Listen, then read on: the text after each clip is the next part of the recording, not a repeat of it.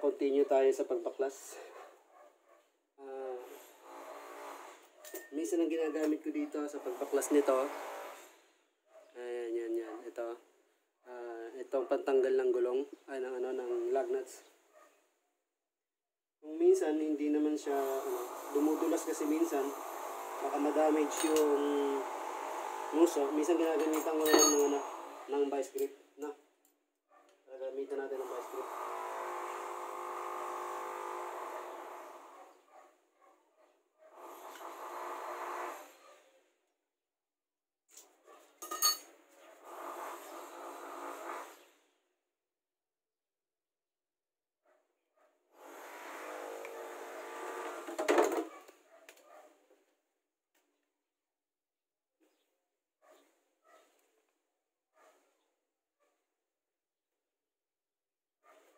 So, tanggalin natin. Paluwagan na.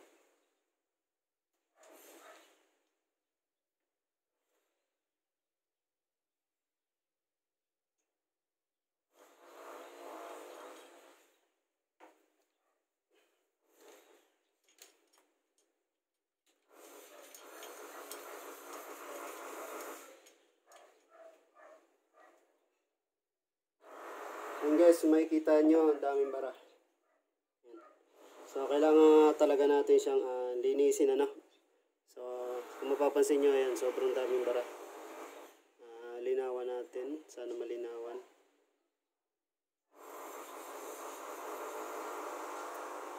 Ang daming bara, ayan, Ayan, So, tama lang, nalilinisan talaga natin to. Tapos, meron din siyang washer, ayan, washer din siya. So, ang una natin lilinisan is ito, guys, So, maglalagay tayo ng gasolina dito. Tapos, babrushin natin to. Tapos, pagkatapos brusan, diretso natin ang tawag nito.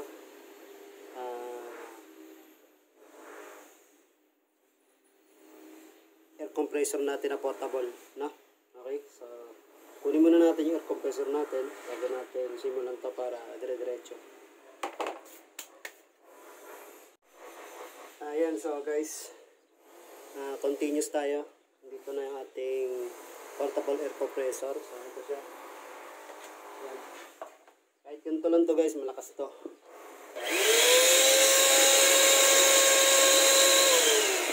Okay to guys. Ayan, so linisin na natin isa-isa. So tara, simulan na natin.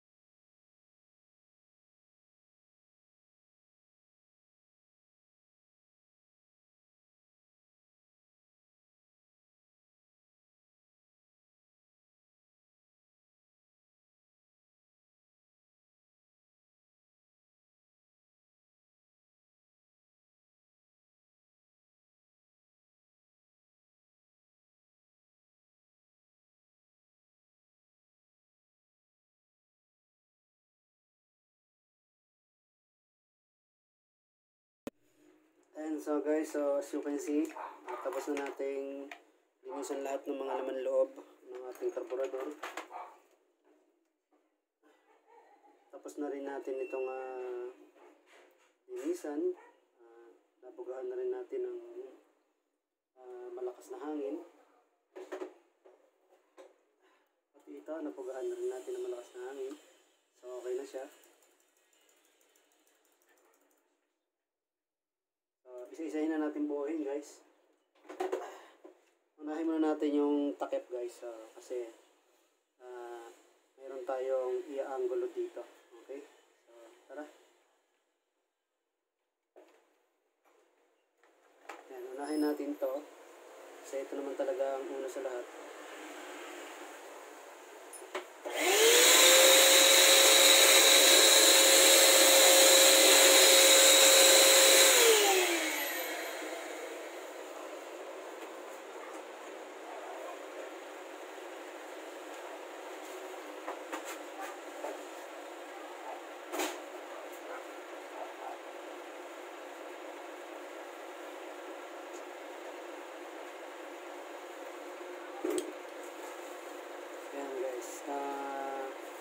Nakakalimutan ko kung anong tawag dito kasi hindi ko mga kabisado. Ang kabisado ko magbuo at magpaklas. Okay, so yan natatanggal to. Pag magpapalit kayo ng carburetor kit, pag bibili kayo ng carburetor kit, kasama to at saka ito, no? Nasa ano yan. So pinapalitan talaga yun. So akin, okay pa naman siya. Wala pa naman siyang crack at saka okay pa yung filter niya, wala pang punit. So okay pa siya. Babalik ko. Okay, para makatipid tayo syempre.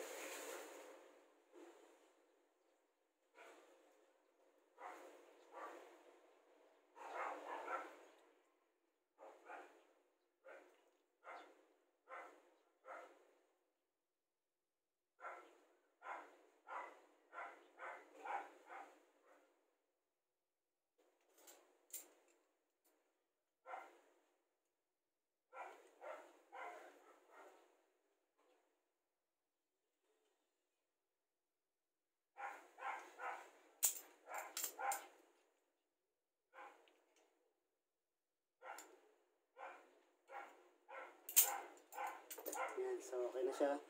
Ang susunod naman natin yung laman niya sa loob. Okay? So hanapin natin yan. Ayan. So hanapin natin yung laman nito. May spring to sa loob. Ayan guys, makikita nyo ito yung spring. Maliit na maliit yan. Ingatan nyo guys. Kasama din to guys sa carburetor kit. Sa carb kit. Ayan. Lalagyan nyo yung spring sa loob. Saka yung parang yung tanso niyang maliit. Ayan. Lalagay niya rin yan dyan. Ayan. Pipindot-pindot yan. So, lalagay natin ito dito. Ayan. Ganyan na itsura yan guys. Okay. So, sunod naman natin yung floater natin.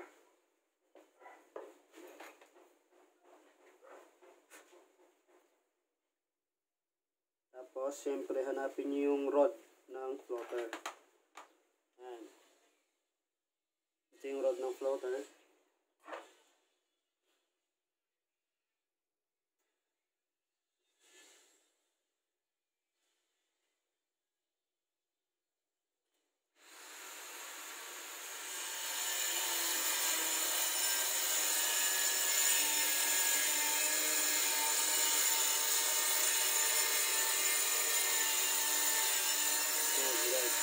Sa pag-testing nito guys, iihipan nyo dito. Pag ihip nyo dito, ayan, kunyari nakaganyan siya, no? Kasi ganyan naman yan eh. Nakatayong ganyan. Pag ihip nyo dito, ayan. Pag inihipan nyo dito, unti-unti nyong iaangat to hanggang sa umangat siyang ganon. Okay? So, dapat pag angat niya, mapipigilan na yung hangin na ibubuga nyo. Okay? So, kailangan dapat yung angat niya is ganito lang. Dapat mapigilan na. Dapat hindi ganyan. Dapat ganito lang, pigil na. Okay? So, kapag hindi pa napipigilan at ganito pa yung ano niya, is ganito na. Kailangan na natin i-adjust. Okay? I-adjust na natin siya para pag napuno yung tank natin, pigil agad. Okay? So, testing natin. Testing natin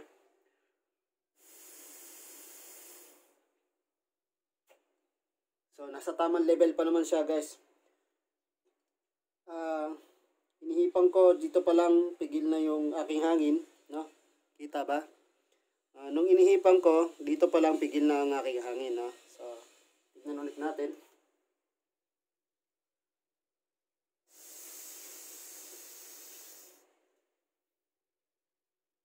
Yan. So naka-level siya. Okay siya, okay? Ganyan mag-check ng ating floater, okay? So nakita nyo naman kung paano kayo in-assemble. So dapat ganyan pa lang yan, ganyang tsura pa lang pigil na yung hangin. So titingnan natin kung pigil ang hangin kapag ganito.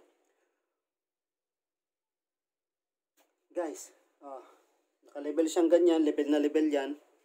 Yan, kitang-kita nyo naman, naka-level siya, no? Yan. Siya, hindi makapasok ang hangin, guys.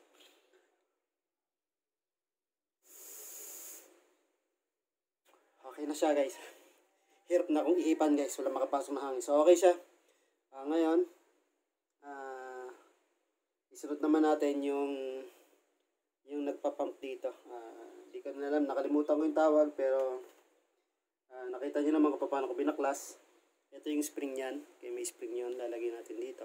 Yan, lalagyan natin dyan.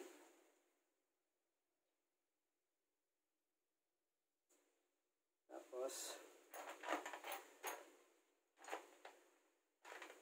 ito siya. Okay? Sa mga professional dyan, sa mga nagbabaklas talaga nito, alam nila tawag. Alam ko yung tawag, nakalimutan ko eh. Sorry guys. So, pero ito, pag nakita nyo naman siguro itsura, marirecognize nyo niya para yan dyan, okay? May spring yan mauuna, tapos lulubog nyo lang, okay?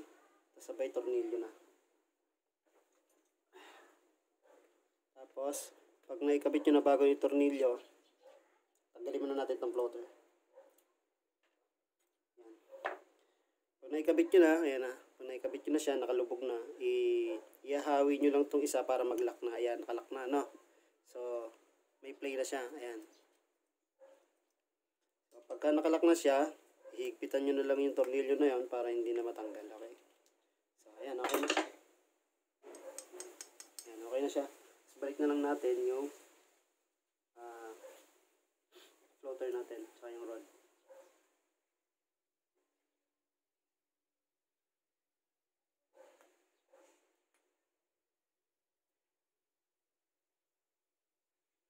Ayan, so, try natin.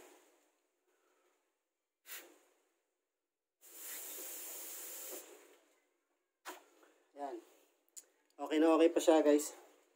So okay na tong ating cover sa ibabaw. Tabi na natin.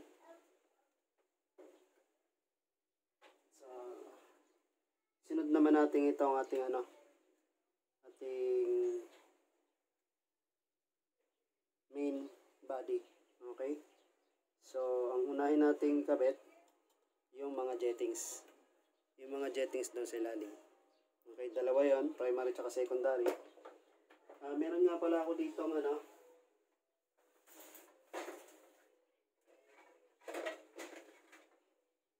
ako dito mga pyesa na mga sinauna kong mga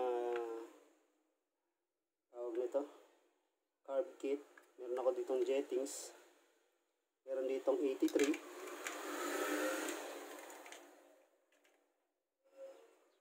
Meron ding 104. So yung primary natin ay yung primary natin. Ano ba yung primary natin? 83. So 83 din meron ako dito. Pero yung secondary natin na nakakabit kahapon is 141. Pero meron ako dito 104. So ito, itong 104 pwede natin gawing primary para mas malakas. Kaya lang lalakas tayo sa gas. So doon pa din tayo sa 83, no? Yan, 83 pa din tayo para mas tipid. Tapos balik lang natin yung 141. Wala na ako ditong ibang extra. So yun na lang ulit, ano?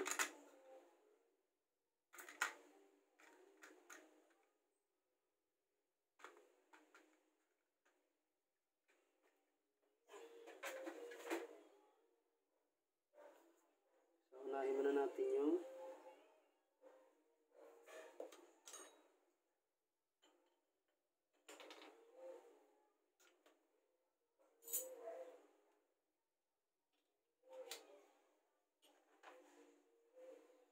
Kaya muna natin ito secondary. Okay?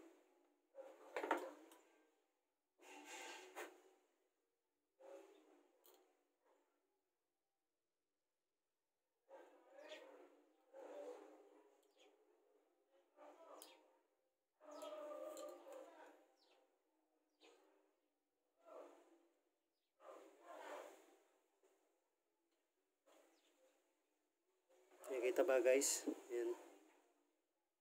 Secondary ito. So,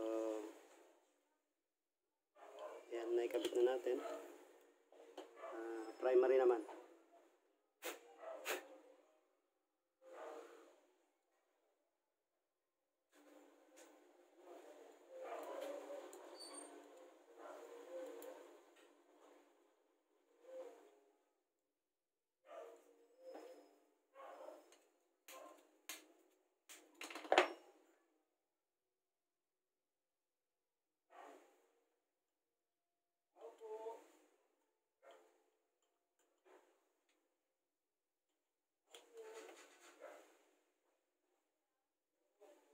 Yan, so ikabit na natin yung primary tsaka secondary. So, ang sunod naman natin ikabit is yung main jet natin. Ano? So, ang main jet natin is ito. Ito guys, ayan. Makikita nyo yan. So, pag ito nilagay nyo, konting higpit lang, okay na siya kasi naka-experience ako na ito. Hinigpitan ko, di ko alam na masisira siya. Nung hinigpitan ko ng sobra, nabali sa loob. So, yun ang unang experience ko dito dahil ito una ko pinag-aralan. Nabali sa loob. Buti na lang, merong screw tractor. Ayun, natanggal siya.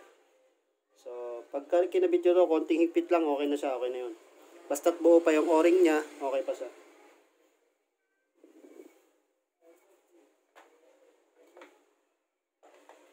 Hanginan muna natin para sigurado.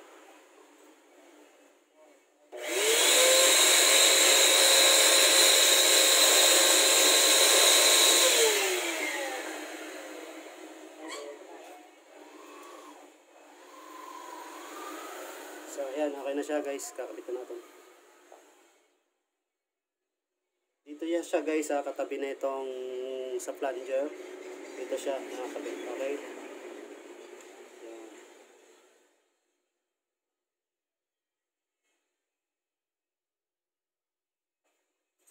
Applies lang pang higpit guys, okay na yan. Yan, wag lang masyadong mahigpit. Pagka nahigpitan na, okay na yan. May number din pala ngayon guys, ay ano, number 47, okay? Yan, number 47. So, okay na to. Sunod naman natin yung primary venturi at secondary venturi, okay?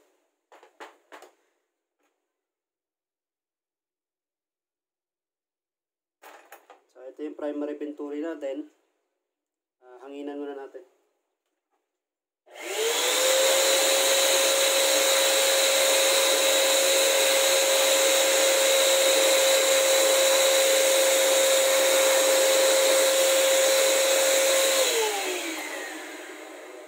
Tapos hanapin natin yung ano niya, yung gasket niya. May gasket siya, guys.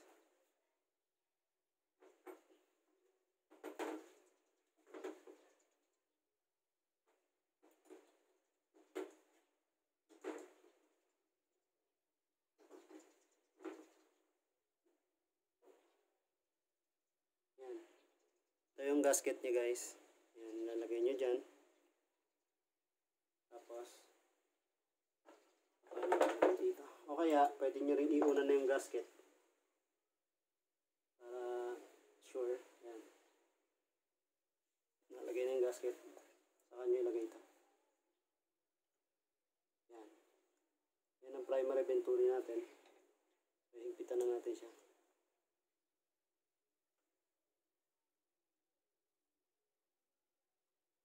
Paalala lang guys, DIY lang po ito. Hindi po tayo professional. Napilitan lang akong kabisaduhin to dahil wala ho tayo malapitan ditong mekaniko ng ating charade. Kasi lahat ng mga mekaniko dito, for ibang sasakyan lang yung ginagawa, no?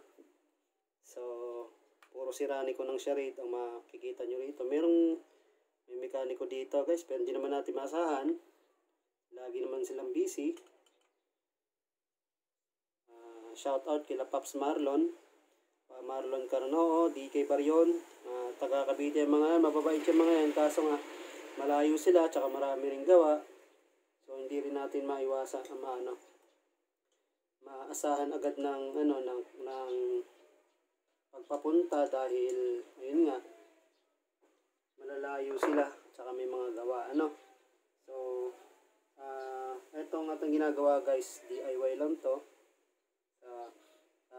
Ako talaga yung trial and error ng paggawa para sa charade natin. Magkamali man sa akin lang, tapos itatama ko para maipakita ko sa inyo na yan, pag naitama ko na, pwede ko nang gawa ng video para hindi na kayo maligaw. So ito, ayan yung gasket natin, secondary gasket ng secondary venturi. So yan, nailagay na natin. So ilalagay na rin natin ito secondary venturi natin. Pero hanginan pala muna natin.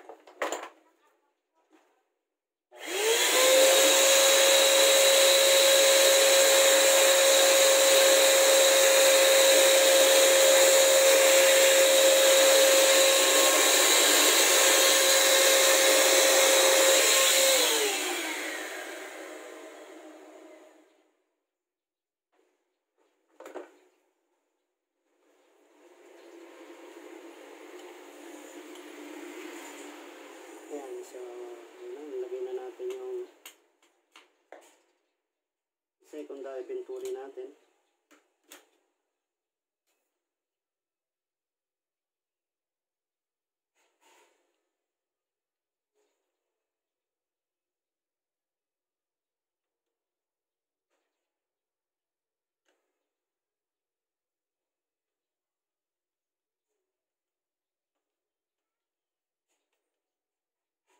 Baba natin ng konti yung camera para nang tayo sa baba nag-ayos.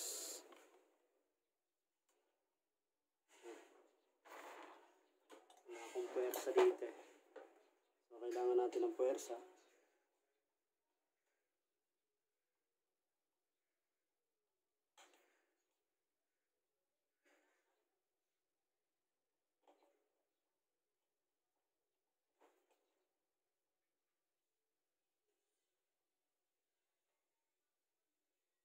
Konting higpit lang guys, okay yan. Yan. So nakikabit na natin yung primary venturi tsaka secondary venturi. Yung primary jettings natin na 83 na ikabit na rin. Tsaka yung secondary jettings natin na 141 na ikabit na rin. Stock po yung 83 tsaka po 141 natin. So ang next naman natin guys, yung bulitas naman dito sa loob ng plunger.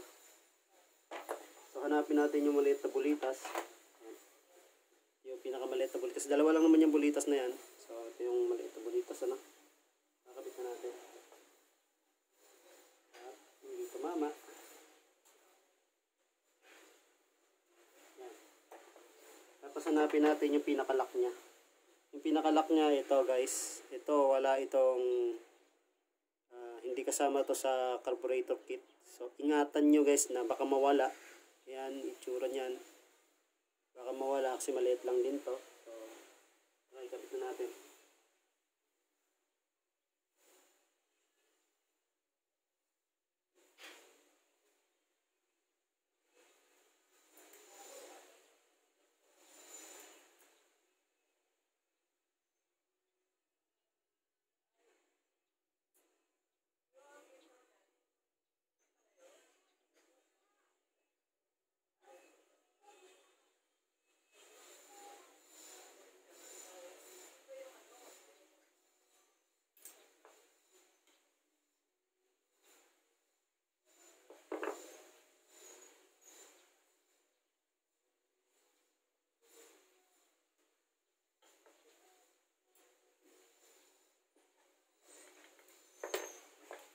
Yan, so guys, naikabit na natin sa loob yung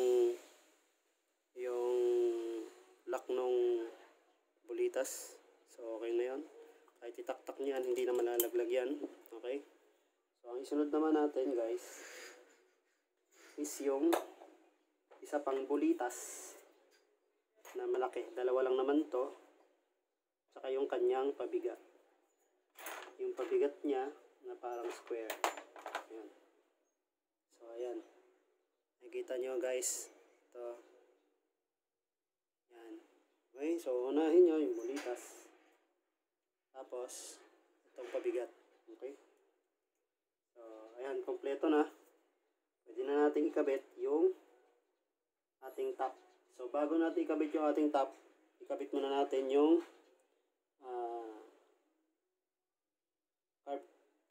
carburetor ano natin, gasket. Okay? Buo pa yun. So okay pa siya.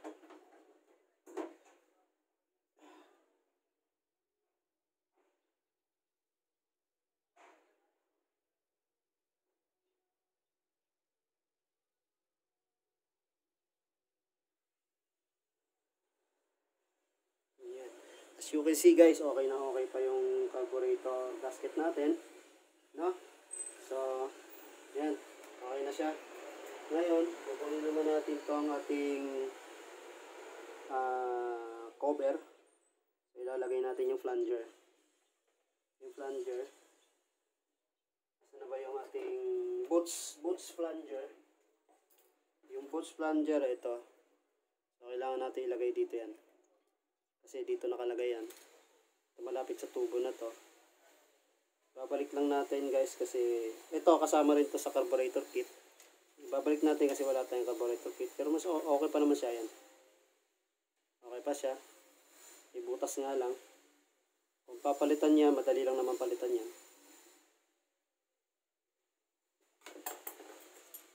Tusukin niya lang para pumasok.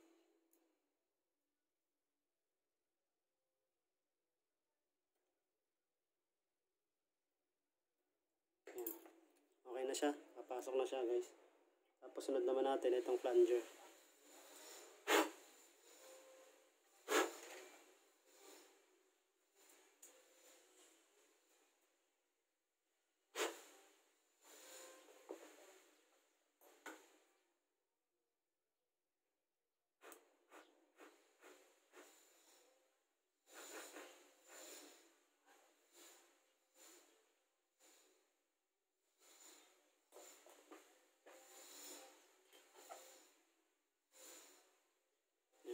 Mula sa ilalim, papasok niyan dyan. Yan. Nalabas niyan dyan, ano? Yan. Yan guys, flanger natin yan.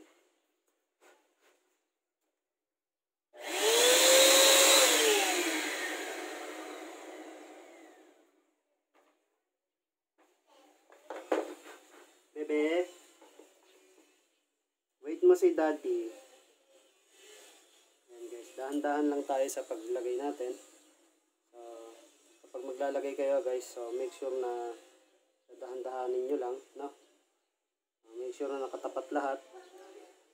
Saka nyo ilalagay. Okay?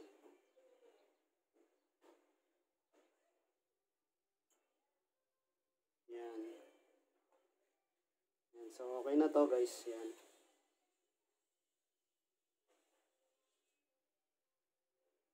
May nakalimutan pala tayo guys, kaya pala ayaw bumalik ng flanger natin. Meron tayong nakalimutan guys. So, sorry tao lang. Yan. Isa lang naman na nakalimutan natin. Which is yung spring ng flanger. Okay? So ilalagay nyo lang yung spring. Tapos balik nyo lang yung gasket. Tapos lagay lang ulit yung yung ating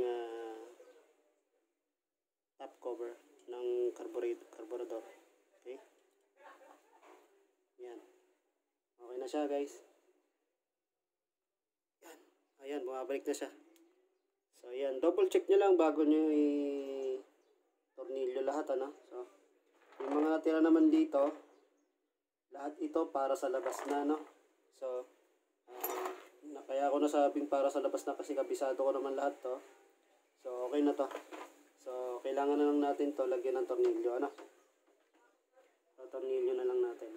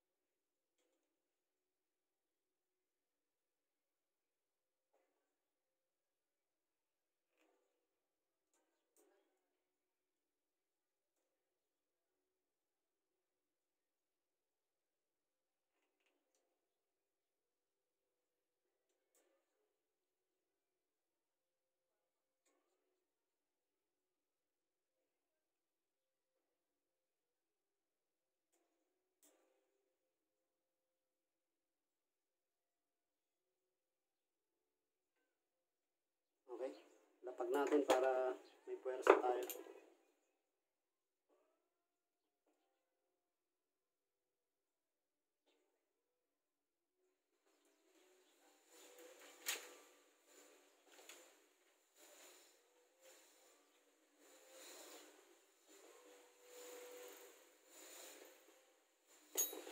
Then next naman natin guys yung nakalagay dito na daanan ng hangin papunta sa ilalim, which is ito yon, no? So okay naman to, wala namang problema dito, tinanggal lang naman natin. So ikakabit na lang natin, ano, dito yan. Okay, so tornilyo.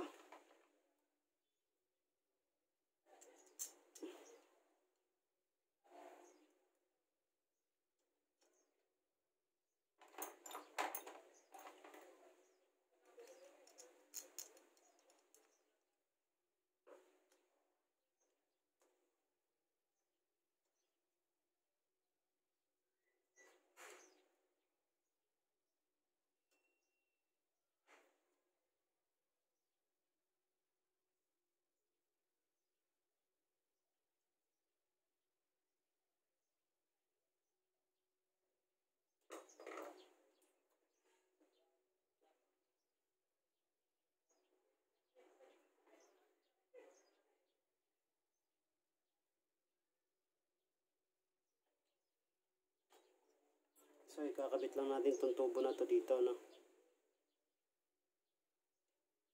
Yan. Yung. Tapos itong tubo na to dito sa lalim. Okay?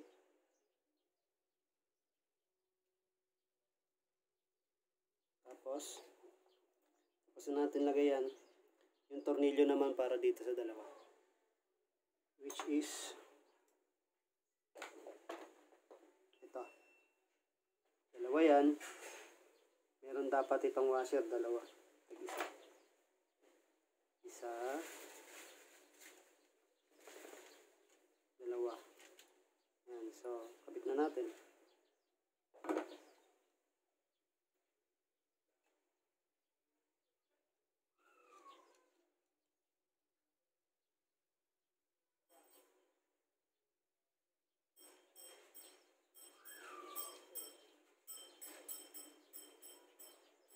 So, gagamitan natin ng malakas na puwersa. 14 ang kailangan natin. Lapag natin.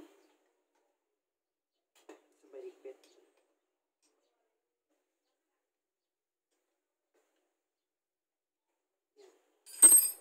So, ayun na. Okay na siya. Sunod naman natin yung para dito. Okay?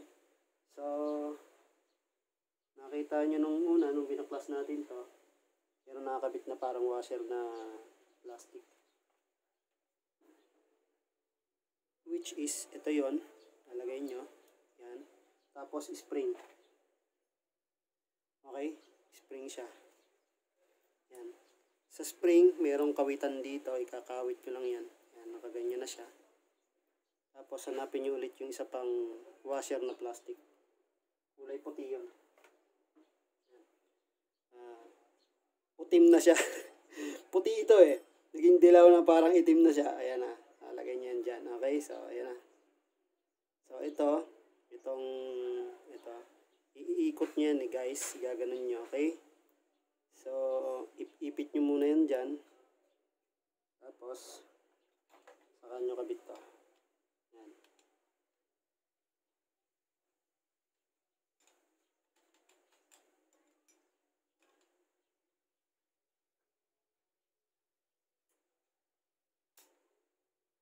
Yan. So, pag nakabit nyo na guys, pwede nyo nang ikutin tong spring, ikakawit dito. No?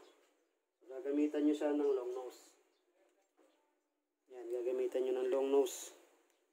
Kukunin nyo siya. Yan. Isa pa yan. Ingat lang guys. Kasi itong spring, masyadong makulit. Matigas. Yan. Ikakawit nyo dyan. Nakakawit yun dyan. Okay? So, gets nyo? And guys, kailangan nakakawit yan dyan kasi siya yung magbabalik kapag ka, ayan, tutulong siya magbalik. Kaya siya may spring. Ayan. Tapos isusunod nyo naman yung lock nito. Kailangan may lock to guys, huwag nyo mawalain yung lock niyan. Merong lock yan, isa. Ito, isa. Para dyan, tapos nuts. Okay, kitang-kita nyo, binabalik ko isa-isa lahat. Lahat ng tinanggal natin, okay? Sabi ko nga sa inyo guys, ito una kong pinag-aralan talaga sa charade. Ang mag-overhaul ng buong card. Meron pa nito isang beses, unang-una kong binaklas, kala ko magaling ako sa memorize. Magaling naman, kaya lang, siyempre, tao lang nakakalimot. Ayan, so hanapin natin yung G's. Ayan, kasi G's ang sukat niyan. Ayan. So, ihigpitan nyo siya, no? Yung tamang higpit lang, guys.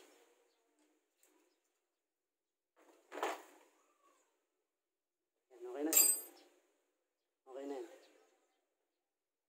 Ayan. So, you can see, okay na okay siya. Nakibalik natin lahat. Ayan. Yung spring na hindi natin matanggal nung una, natanggal na siya. Ibabalik lang natin yun dyan. Baka hindi naman natin maibalik. Ayaw magpatanggal na yan. Ayaw naman magpabalik. Leching spring yan. Minsan talaga naiinis ako sa spring na to eh. Hirap tanggalin, mahirap di kabalik-ibalik. Yan, maibalik na natin. So, isusunod naman natin guys yung nakalagay dito. Okay? Merong nakalagay dyan, which is, ito yon. Okay? So, dito sinasabit yung spring at dito rin sinasabit yung cable ng ating silinyador. So, importante ito guys. Okay? So, tara, ikabit na natin.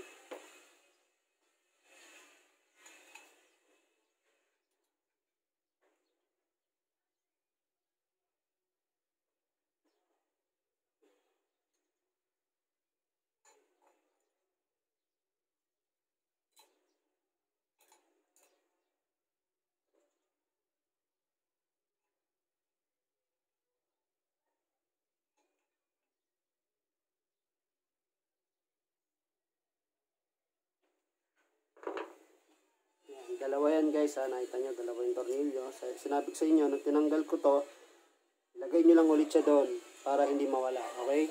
So, yun lang ang technique dyan guys, kung talagang gusto yung mag-overhaul nito, ang gagawin nyo lang is gano'n. Pag tinanggal nyo, ibalik nyo doon para tigil malito. Okay? So, hihigpitan na natin. Yung pinanghihigpit ko dito guys is vice grip kasi yung tornilyo niya nabilog ko na ano.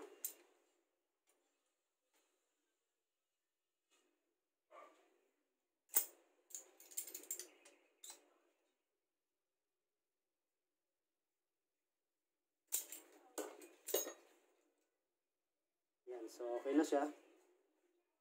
Babalik na lang natin tong spring. Ayan, nakikita niyo yung spring, yung natanggal. Yung hindi natin matanggal, pero natanggal ngayon lang. Kasi babalik natin dyan. Yan. Importante yung spring na yan kasi pagka pumasok pag nag-revolution tayo, kasama siya doon sa magsusuporta para magbalik. Okay? Yan. Ngayon, so tapos na tayo dito. Sunod naman natin is yung ating magnetic solenoid. Ano ba yung magnetic solenoid natin? Magnetic solenoid. Yung magnetic solenoid natin. Ayan. Ayan, meron niyang washer. Ayan, nakakabit pa yung washer natin. So, kabit na natin. Ayan, para dito yan sa butas na to. Itong magnetic solenoid guys, importante din to kapag magbubukas tayo ng sasakyan. May pinto sa loob. At kapag nag-start yung sasakyan, magbubukas yan para magbigay ng gas, para mag-start yung sasakyan. Okay? So, kapag wala kang magnetic solenoid, pwede namang tornilyo lang nakasukat niyan. Kaya lang, mahirapan tayo sa start kasi kailangan bumomba ka muna ng gas bago mo start para mag-start siya. Unlike kapag mayroon kang magnetic solenoid, hindi mo na kailangan bumomba ng gas para mag-start siya sa pag mag-i-start ka. Okay? So, importante din to. Mura naman yung magnetic solenoid. Nasa 200 to 300 plus lang yan. Pang 4K pwede siya. Okay, so higpitan na natin. 12 yan, 12 sukat.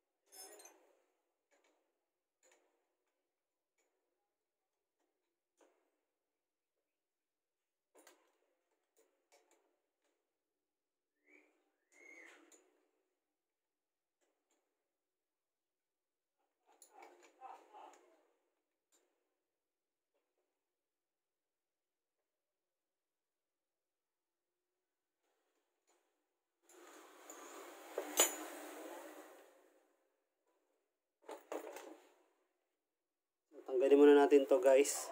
Para malahigpitan natin to. Okay? Dali lang naman yan. Dalawa lang naman yan.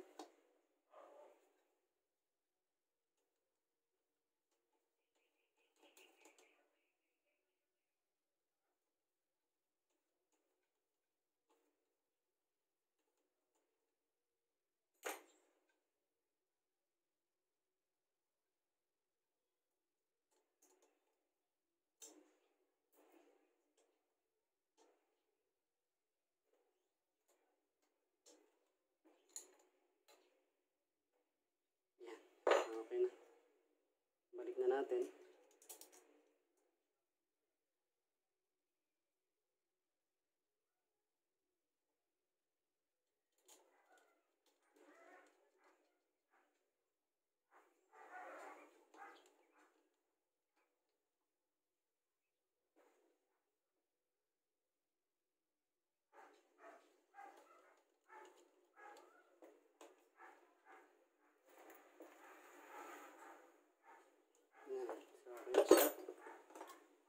Buo na natin ang ating carburetor guys. Hindi pa pala.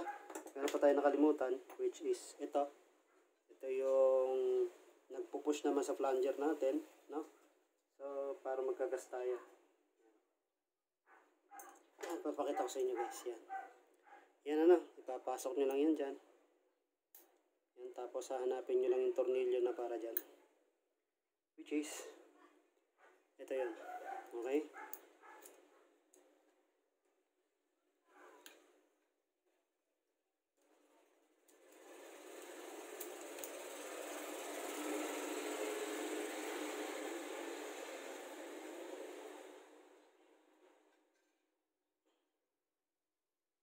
Dose rin ang sukat niyan.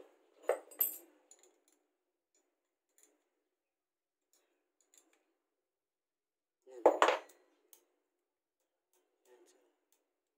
Yan, para dyan yan. Tapos ilalagay nyo lang ito dyan. So yung nakalagay dito guys, tinapi rin natin. So kailangan di kayo malilito. Yan, lalagay nyo lang tong parang washer na to. Uunahin nyo dyan sa paglagay. Yan. Yun. Tapos, susunod nyo naman yung spring nya. May spring yan. Tapos sunod yung plastic nya. Ipasok nyo na pala muna. Oops, sorry. Yan. Yan para kita, ano. Kunin natin yung spring. Lalagay natin dito. Tapos, compress nyo, lalagay nyo dyan.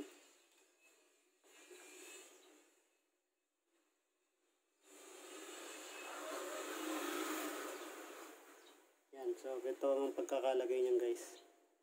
Yan. Tapos saka nyo ilalagay dito. Yan, okay na siya. Tapos lalagay nyo lang yung clip nya. Ito yung clip. Okay. So, yan.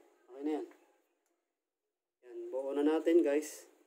So, working properly. Yan, working properly ang ating carburetor. Ipag-overhaul natin ngayon. Pwede tayo maglagay dito ng gas. Yan, maglalagay tayo ng gas dyan para magkaroon siya ng stock sa loob. Para malaman natin kung working siya. Kapag piniga natin kung meron man lalabas o wala. Okay? So, maglalagay tayo dyan. Meron pa pala tayong kinalimutan guys. Kinalimutan talaga. Ito para sa air and fuel mixture. So, nasa labas lang naman siya. Okay lang. Yan. So, ilalagay lang natin siya dyan. Ito siya, na-explain ko naman siguro to. Ito yung para sa minor natin. Yan, para sa RPM. Tapos, ito naman yung magkaiba yan, Yan. Ito, kasama to palagi sa carburetor kit. Ito, wala sa carburetor kit to. Lagi lang nandyan yan. So, hindi kayo dapat malilito dyan kasi mas malaki yung para sa minor natin, yung para sa RPM. Yung sa air and fuel mixture natin, maliit lang. Pero flat screw din. So, iikutin nyo lang siya sa pinakamahigpit niya. Nasa pinakamahigpit niya. Tapos, pag naabot nyo na yung pinakamahigpit niya, ano ba yung screw natin? Ibabalik nyo lang siya, Ganun lang ang pagtimpla niyan, guys.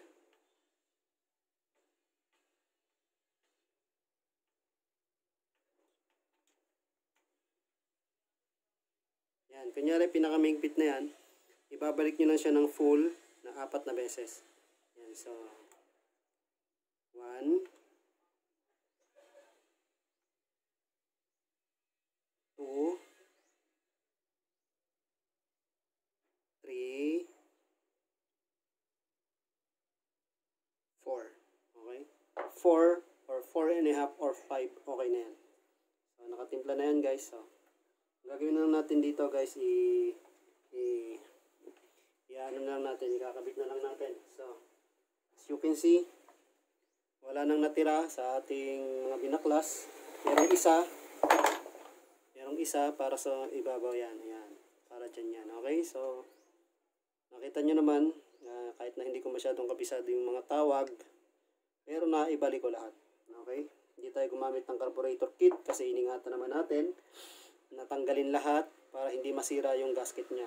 Mga gasket, mga o-ring. So, okay naman lahat. Walang natira, guys. Okay na lahat. So, hihigpitan na lang natin ito. Saan ba yung vice grip?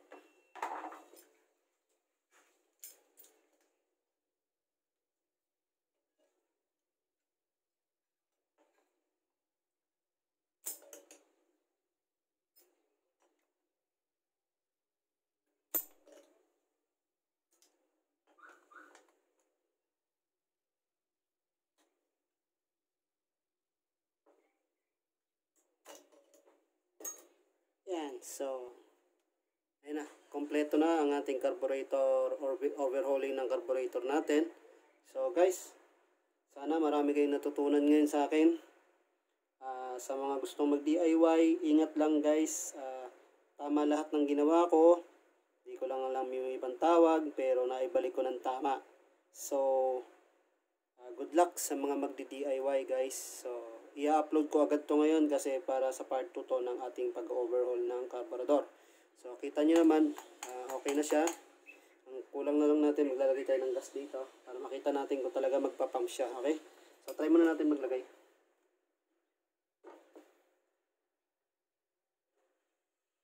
Maglalagay tayo ng unleaded.